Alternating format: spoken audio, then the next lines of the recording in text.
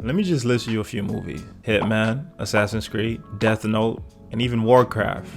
That was a movie. And Avatar. No, not this Avatar, I mean this Avatar. My name is Zong. These are to name a few, but what are all those movies have in common? Well, they're trash. I like some of these movies too, but you just gotta admit, some of these movies are actually trash. Trash, but I can tolerate it. The reason I brought these movies up is because we are currently living in an adaptations era. It's almost like a game show. Everyone gets an adaptation or a remake. See, on the business side, it's almost foolproof. To bring success, excite new fans and old fans, just pick out an IP everyone loves and remake it for the modern audience. Money, I want more money. Disney is the main source to blame for this. Who asked for a live-action Lion King? Nope.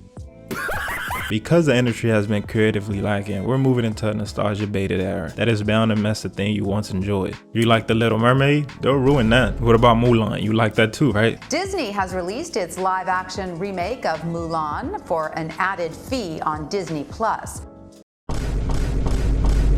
And movie studios insist everything needs an adaptation. I wouldn't be surprised if we got a GTA movie just directed by, I don't know, Michael Bay, and for each scene of dialogue it's just massive explosion.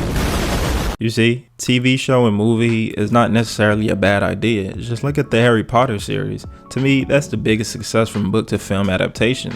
The problem is, not every material can be used for adaptation. I always come up with this example. You could watch somebody robbing a bank, but you can control the person that's robbing that bank. Hold up, I'm pretty sure that's a crime.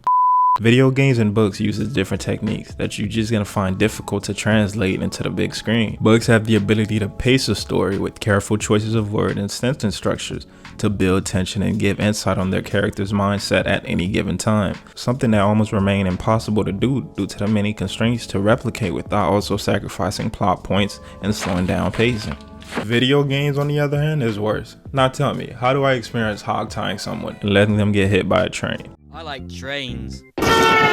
Translating that into a television show or movies, you're always gonna find mixed signals. Yeah, but new, but yeah, but new, but yeah, but new. Video games don't translate well into these mediums because they contain elements that can't be replicated without losing like the very essence that made the game enjoyable in the first place. Video games usually contains character that takes hours to explore. Just take a look at Geralt from the Witcher franchise.